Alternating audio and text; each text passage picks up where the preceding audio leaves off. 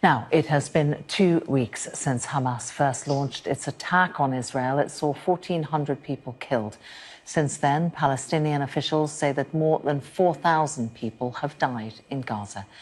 Reporting on the war has been personal for Palestinian journalist and human rights advocate Yara Eid, who joins me now. Yara, thank you for joining us here on Sky News. I understand that recent events have caused you personally a great deal of grief and pain. Well, I lost more than 30 members of my immediate family, and they were civilians. They were not part of any militant group. Most of them were children. 17 of them are children. Not only that, but my best friend is a journalist, was a journalist, and Israel killed him in cold blood on the 7th of October while he was covering the Ares border. And he was wearing a press vest. He was wearing his helmet. And I just want to say, before I continue talking about what's happening, when you first introduced what's happening, you said more than 1,400 people have been killed in Israel and more than 4,000 in Palestine have died. I think language is really important to use, because language, as a journalist, you have the moral responsibility to report on what's happening. Palestinians don't just die, they get killed. They are actually being subjected to ethnic cleansing, to genocide for the last 75 years. And you also mentioned that this is a Hamas-Israel war. This is not it. And framing it as such is very misleading, because it poses the thing that Israel is an equal power, but it's an occupying power, and it actually has the responsibility of protecting all civilian lives and children in Gaza. But what we've been seeing is more than 1,700 of those who are killed are children. So this is not really a war against Hamas. This is clearly, so many Israeli spokesperson went on TV and said this is a war against Palestinian civilians in Gaza.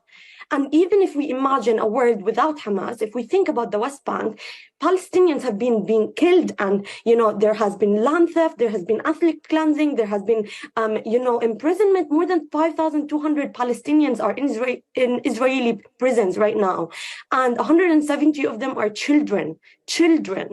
So this is not just to water down what's happening to the 7th of October. This is a 75-year-old occupation, ethnic cleansing and genocide of Palestinians. And you need, as a journalist, to report on what's happening and say it as it is.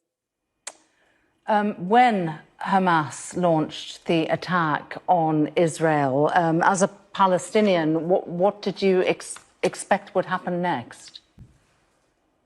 Well, I think, again, I'm sorry, but I think this is misleading, because you can't water down what's been happening about the attack on the 7th of October. Let's talk about 2014. Let's talk about 2021. Let's talk about all the aggressions, Palestinians in Gaza. Me personally, let's not talk about Palestinians in Gaza.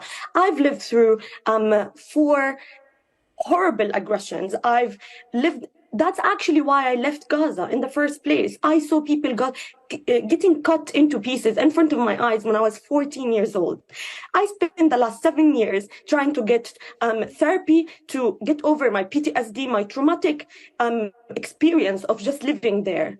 So this is, again, you're misleading by saying it's a Hamas attack. You need to say what's been happening. We can't look at it just by looking at what's happened on the 7th of October. Why are you not talking about all of the other attacks on worshippers in Al-Aqsa Mosque, on, kidnapping women and raping them in Israeli jails, all these Palestinians who are being killed in the West Bank? Why are you not asking me about them?